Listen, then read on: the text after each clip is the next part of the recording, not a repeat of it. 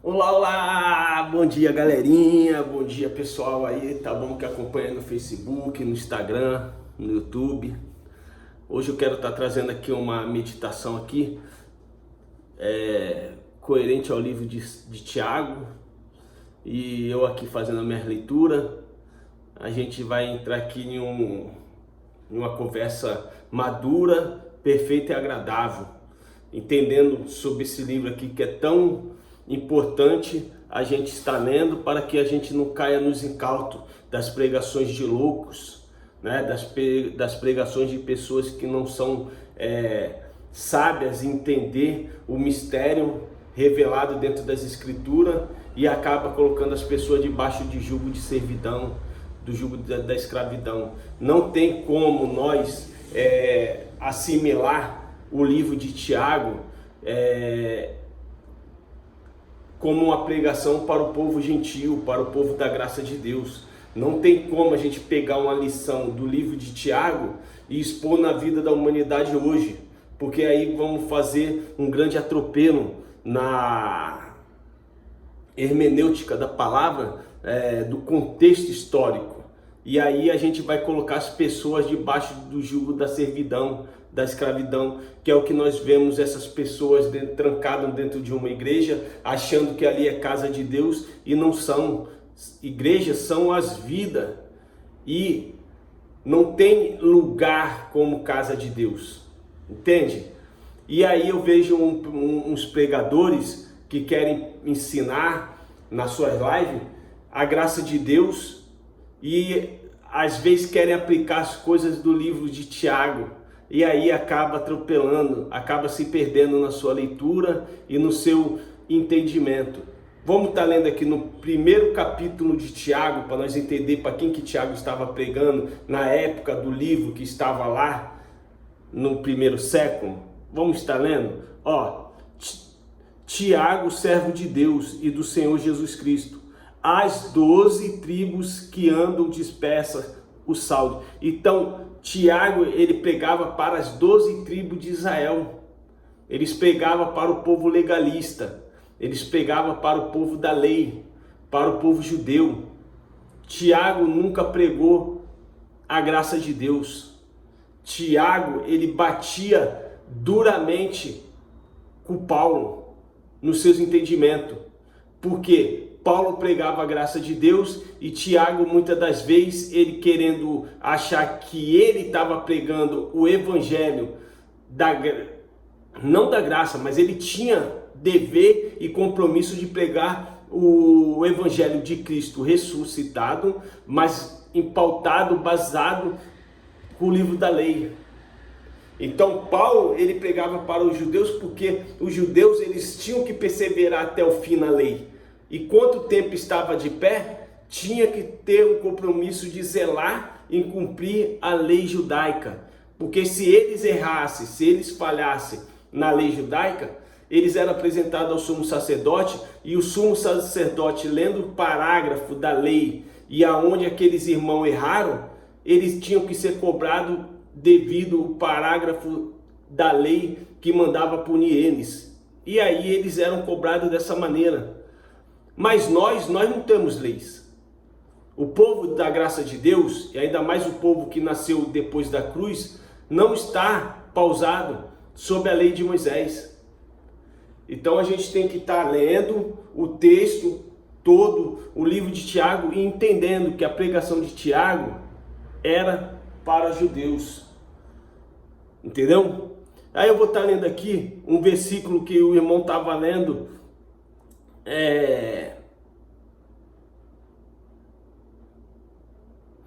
Na live dele, eu entrei lá porque ele estava pregando Efésios 2:8, e aí depois ele entra para o livro de Tiago. Aí complicou tudo. Estava indo bem, estava até indo maduro no entendimento, mas aí depois tomou leitinho, aí não entendeu, lá no capítulo 2, no versículo 14, vai estar assim, meus irmãos, que aproveita se alguém disser que tem fé e não tiver obras? Porventura a fé pode salvá-lo? Para Tiago aqui, a fé não salvava ninguém. A fé, ela poderia salvar se você realmente cumprisse as obras de Deus, as obras da lei de Moisés, todo o cumprimento da lei de Moisés. E até aqui no contexto do livro de Tiago, não está errado, ele está certo. Ele sendo pregador para o povo judeu tinha o compromisso e a obrigação de guardar a lei, toda a lei. Quantas leis era, João? Era 613 mandamentos.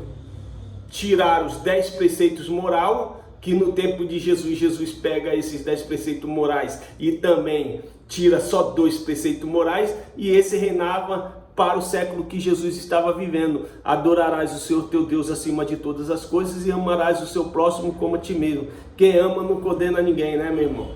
Quem ama não fala que seu irmão vai para um calabouço, vai para o inferno. Porque se tu ama, você dá vida, você perdoa, você dá amor, você trata com carinho. Você não rejeita esses irmãos. O amor é tudo. O amor é a chave para um mundo melhor. Tá bom? Sem amor, o mundo vai de pior a pior no hábito físico, no hábito daquilo que nós podemos enxergar. Tá bom, meu irmão? E como a nossa natureza humana ela é cheia de falha, é difícil nós amar ao ponto de perdoar aqueles que nos ferem. Não é verdade? É assim mesmo. Então, para Tiago, como que eu só vou ter fé? Eu tenho que ter obras, eu tenho que cumprir a lei, toda a lei. E se o irmão ou a irmã estiverem nus e tiverem falta de mantimento cotidiano, e algum de vós lhe disser, ide em paz, aquentai e fartai-vos, ele não os des as coisas necessárias para o corpo, que proveito virá daí? Assim também a fé, se não tiver as obras, é morta em si mesmo. Mas dirá alguém, tu tens a fé e eu tenho as obras. Mostra-me a tua fé sem as tuas obras, e eu te mostrarei a minha fé pelas minhas obras. Tu crê que há um só Deus? Faze bem. Também os demônios o creem e estremecem.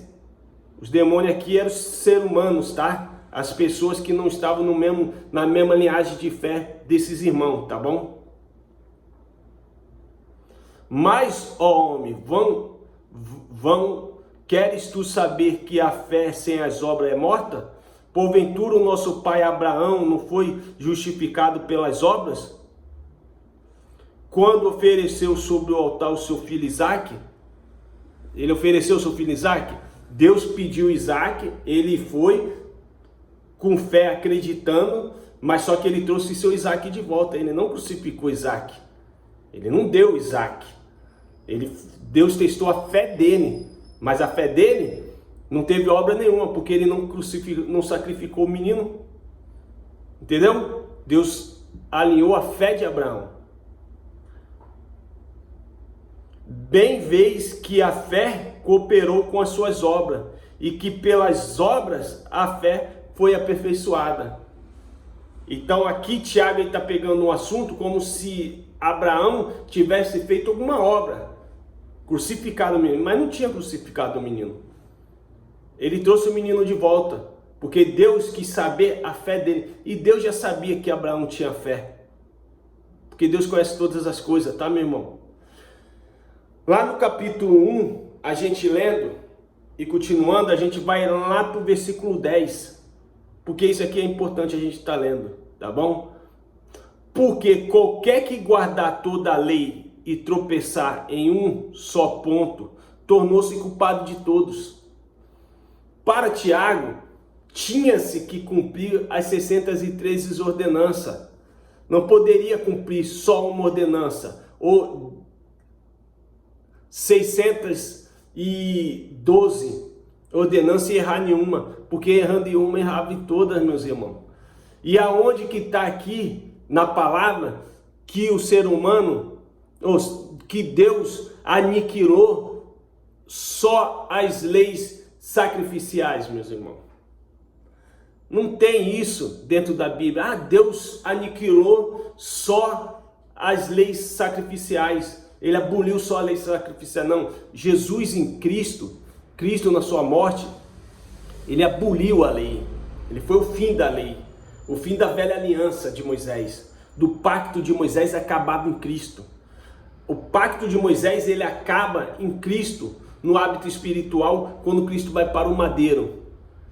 No hábito terreno, a lei ela acabaria quando o templo caísse e fosse dizimado ali o sumo sacerdote. E não havendo mais sumo sacerdote para julgar seus irmãos, os judeus estavam libertos do jugo da escravidão e do jugo da lei, da servidão de morte. E eles iam ser livres. Então eles tinham que perseverar até o fim, quando tivesse vindo a vinda do Senhor, para poder julgar aquele lugar. Porque aquele que disse, não cometerás adultério, também disse, não matarás. Se tu, pois, não cometeres adultério, mas matares, está feito transgressor da lei. Assim falai e assim percebei, como devendo ser julgado pela lei da liberdade. Porque o juízo será sem misericórdia sobre aquele que não fez misericórdia. E misericórdia triunfa sobre o juízo que estava por vir no ano 70, quando veio a destruição ali da Jerusalém e acabou matando 1.100.000 de judeus mortos, coisas que a Bíblia já não vai nos contar, porque não escreveram nela. Mas a gente sabe que o templo já foi destruído e pela história de Flávio Josefo veio a morte de 1.100.000 de judeus mortos. Essa é a verdadeira história que está consumada. Só que a Bíblia não conta quando de fato aquilo ali aconteceu. Falava que iria vir o juízo de Deus naquele lugar. Mas quando o juízo veio, ela já não conta. Então, nós temos que tomar cuidado com o livro de Tiago. No livro de Tiago era para os judeus. Lembra quando Paulo, ele vai se ter com os irmãos lá, aí Tiago vem e fala, ó, ando dizendo por aí que você vem pregando contra as leis de Moisés e contra o tabernáculo. Tá vendo esses dois irmãos aqui? Rapa-se a tua cabeça junto com eles e vai até o templo e paga um voto, para que eles vejam que você também vem guardando a lei. Olha só o que Tiago fez, persuadiu a mente de Paulo. Paulo entra dentro do templo com a cabeça raspada, mas os dois irmãos que eram judeus, que também estavam fazendo voto, chega lá no meio do templo, se levanta os judeus e fala assim, povo meu, acuda-nos, porque aquele que vem profanando essa casa e pregando contra as leis de Moisés, eis que profana esse lugar, colocando as pessoas impuras aqui dentro. Mas só que aquelas pessoas eram judeus também, não era pessoa gentil. E aí o que o povo fizeram? Foram lá e espancaram Paulo, apedrejaram Paulo, arrastaram Paulo de dentro, de lá do templo para fora e apedrejaram ele, quase mataram ele. Tu tá vendo como Tiago ele persuadiu na mente de Paulo para querer fazer Paulo cumprir a lei? Porque para Paulo as obras tinham que ser feitas, tinha que continuar tendo andamento. As pessoas têm que entender, porque tem pessoas pregando que a gente tem que continuar seguindo a lei de Moisés. A lei de Moisés era uma lei de escravidão, uma lei de execução, uma lei que quando tu errava, muitas das vezes você ia ser punido com morte. Ou então você tinha que ficar pagando voto, pagando preço para o sumo sacerdote, e ali pagava com pombinhas, com alimento, pagava com cereais, tinha que estar pagando. Era uma forma de ele estar, lucrando em cima do povo. Tu tá entendendo? E aquilo ali teve um fim. Então esse irmão, ele estava pregando bem. Eu não vou falar o nome do irmão aqui, porque o irmão me excluiu lá da live dele, do canal dele, E acabou que se ele fosse Jesus de Nazaré e fosse para me salvar, eu já tinha perdido a salvação, porque Jesus desistiria de mim tão fácil como esse homem que estava pregando ali o evangelho. E eu comecei a indagar ele na lição do livro, e ele ali ficou com raiva e começou a perder a linha. E aí depois que ele terminou o canal dele, ele foi lá me excluir. É triste, porque se você está querendo levar o evangelho, que salve as pessoas no entendimento, entendeu? E não faça desfeita das pessoas. como você fez. Então ele estava indo bem, ele estava lendo Efésios, né? Em Efésios, eu vou ler Efésios do começo, não tem ninguém aqui do salão, porque o livro de Efésios é muito bom, tá bom? Fala assim, ó: e vos vivificou, estando vós mortos em nossas ofensas e pecado. Nossas ofensas e nossos pecados aqui não é nós, era o povo judeu, tá bom? Era o povo que estava ali debaixo do jugo da lei da escravidão. Em que noutro tempo andaste segundo o curso deste mundo, segundo o príncipe da potestade, do ar, do espírito que agora opera nos filhos da desobediência, que aqui era o sacerdote, né? Os príncipes do sacerdócio, da casa, e ali os poderosos de poder do sumo sacerdote, entre os quais todos nós também antes andávamos nos despojos, no desejo da nossa carne, fazendo a vontade da carne e dos pensamentos, e éramos por natureza filhos da ira, como os outros também. E aí está ali falando ali daquele povo ali, eles eram filhos da ira de Deus, e a ira quando veio pegou esse pessoal na pancada, tá? Mas Deus, que é riquíssimo em misericórdia, pelo seu muito amor com que nos amou, estando nós ainda mortos em nossas ofensas, nos vivificou juntamente com Cristo. Pela graça sois salvos. Ele estava indo bem, né? Embora ele trazia para nós, mas só que esse aqui não é nós, era o povo judeu lá atrás, né? Estando nós ainda mortos em nossas ofensas, nos vivificou junto com Cristo, pela graça sois salvos. Ele nos ressuscitou juntamente com Ele, Ele nos fez assentar nos lugares celestiais em Cristo Jesus. Então aqui, quem é que fez todas essas maravilhas, todas essas obras? Essas obras foi feita por mim ou foi feita pelo Cristo? Quem nos colocou assentado em lugares celestiais, em posições maravilhosas? Foi nós mesmos pelas nossas obras, boas obras, ou foi Cristo?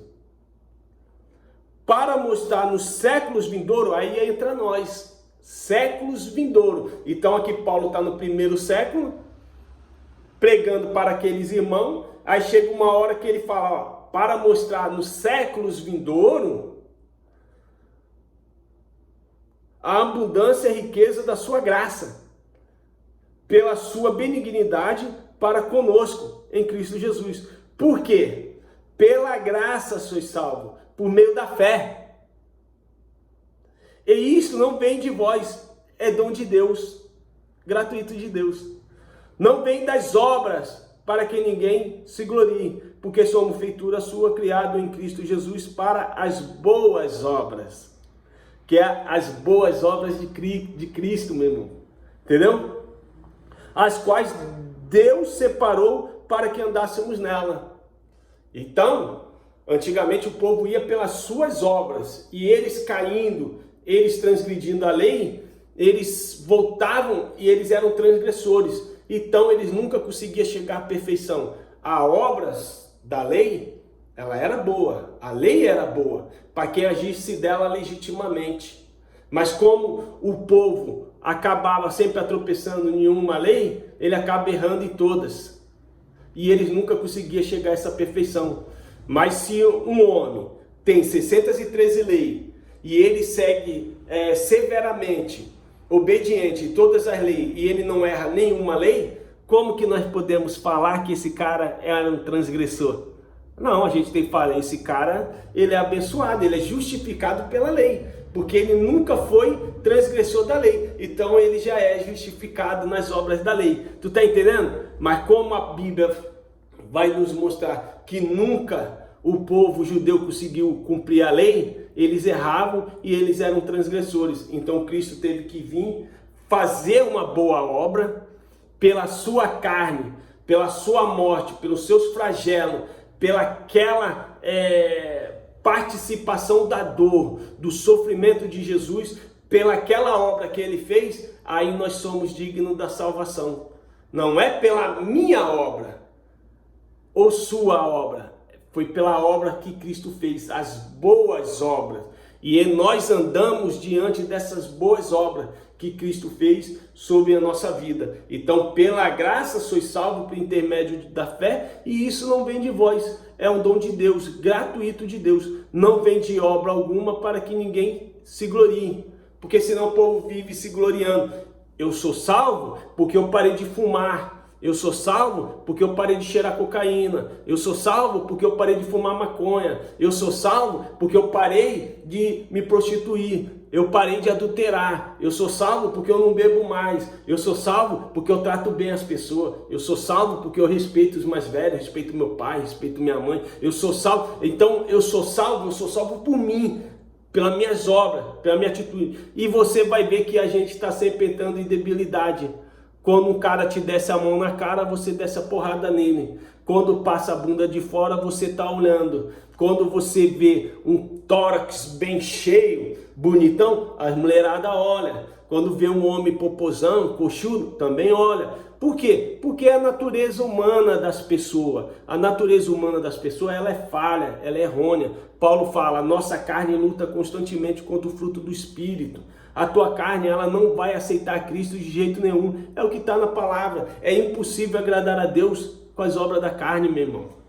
Não vai. A gente somos salvos por essas boas obras que Cristo fez. E é essas obras que nós temos que falar. Não, tu és salvo pelas obras de Cristo. Por aquelas obras nós somos salvos.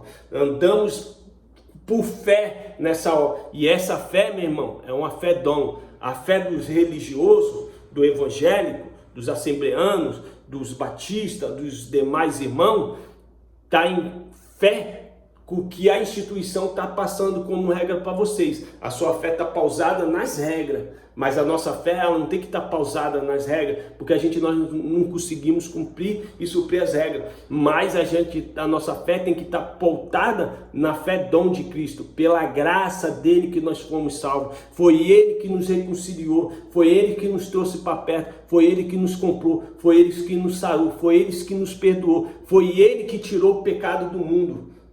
Foi ele que tirou a lei de circulação.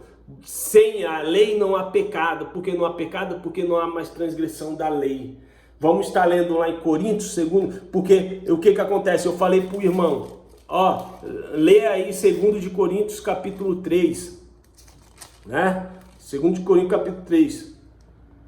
Olha só, vamos estar lendo aqui, vamos estar lendo do começo, né? Do capítulo 3. Não tem ninguém no salão? Temos tempo?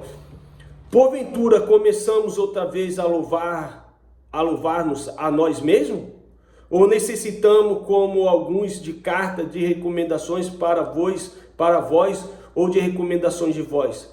Vós sois carta, escrita em nossos corações, conhecida e lida por todos os homens, porque já é manifesto que vós sois carta de Cristo, ministrada por nós e escrita, não com tinta, mas com o Espírito do Deus vivo, não em tábuas de pedra, mas nas tábuas de carne do coração. E é por Cristo que temos tal confiança em Deus, pelo que Cristo fez, que nós temos que ter ousadia no falar, que nós temos que ter convicção, confiança, porque foi pelo que ele fez, não pelo que eu faça, não pelo que você faça, meu irmão. Não que sejamos capazes por nós de pensar alguma coisa, como de nós mesmos, mas a nossa capacidade vem de Deus, o qual nos fez também capazes de ser ministro de um novo testamento, não da letra de Moisés, mas do Espírito. Porque a letra mata, mas o Espírito vivifica. E seu ministério da morte, gravado com letras em pedra, veio em glória, de maneira que os filhos de Israel não podiam fitar os olhos na face de Moisés, por causa da glória do seu rosto, ao qual era transitória, já estava se acabando, desvanecendo.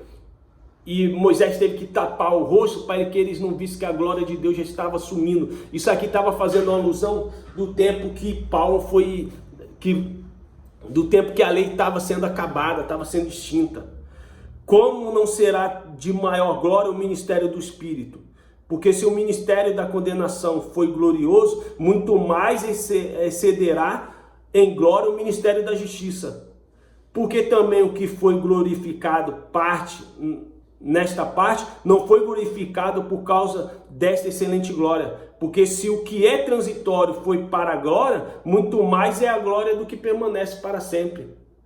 Tendo, pois, tal esperança, usamos de muita ousadia no falar. E não somos como Moisés, que punha um véu sobre a sua face para que os filhos de Israel não olhassem firmemente para o fim daquilo que era transitório, o fim da lei, o fim daquilo que já estava desvanecendo. No tempo de Moisés, o brilho já estava sumindo. Mas os seus sentidos foram endurecidos, porque até hoje, e esse hoje não é hoje que nós estamos falando aqui, não, é hoje no tempo que Paulo está falando para aqueles irmãos no primeiro século, porque até hoje o mesmo véu está por se levantar na lição do Velho Testamento, o qual foi por Cristo abolido. E até hoje, quando é lido Moisés, o véu está posto sobre o coração deles, mas quando se converterem ao Senhor, então o véu se retirará. Então todo mundo que ainda está no livro do Velho Testamento, pregando dentro dessas igrejas, eles não estão convertidos a Cristo. Eles estão convertidos a meio Cristo e a meio Moisés. Não está convertido a Cristo. Ora, o Senhor é o Espírito. E onde está o Espírito do Senhor, aí há liberdade. Você é livre para fazer o que você quiser.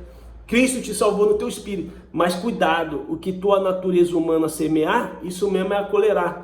Mas todos nós, com cara descoberta, refletimos como espelho a glória do Senhor. Somos transformados de glória em glória, mesma imagem como pelo Espírito do Senhor. E aí, é para estar na lei de Moisés? Meus irmãos, esqueça a lei de Moisés, viva a graça de Deus sobre a sua vida, não caia na ideia de seguir religioso, como pastor de vocês. Seu pastor é Cristo, ninguém é pastor de ninguém. Nós somos ministros da palavra, nós lemos a palavra e ministramos a palavra para que a palavra chegue nessa abundância a todos, tá bom? Lá em Romanos 10, 4, vai estar escrito o quê? Porque o fim da lei é Cristo, para a justiça de todo aquele que crê. Ora, Moisés descreve a justiça que é pela lei, dizendo: o homem que fizer estas coisas viverá por ela. Mas a justiça que é pela fé diz assim: não digas em teu coração quem subirá ao céu, isto é trazer do alto a Cristo. Ou quem descerá ao abismo, é tornar a trazer dentre os mortos a Cristo. Porque o que ele fez foi a salvação, foi a libertação. Então o fim da lei, do jugo de morte e escravidão, foi Cristo. Fica todos com Deus, siga-se aí no canal. Aos novos inscritos, seja sempre todos bem-vindos, sinta-se abraçado aí pelo seu irmão em Cristo, né? Se encha dessa palavra, dessa mensagem maravilhosa. Muitos morreram para que esse livro estivesse no meio de nós hoje. E hoje esse livro vem trazendo a paz espiritual sobre a nossa vida. Viva um momento espiritual lendo e desfrutando do livro toda manhã. E seja cheio do fruto do Espírito. Não viva a lei. A lei não é para mim, não é para você. Maldito quem está debaixo do jugo da lei, porque será inútil, será impossível você cumprir a lei, tá bom? Fica todos com Deus, a graça de Deus seja eterna e abundante na sua vida e sinta-se cheio da fragrância de Deus hoje. Fui!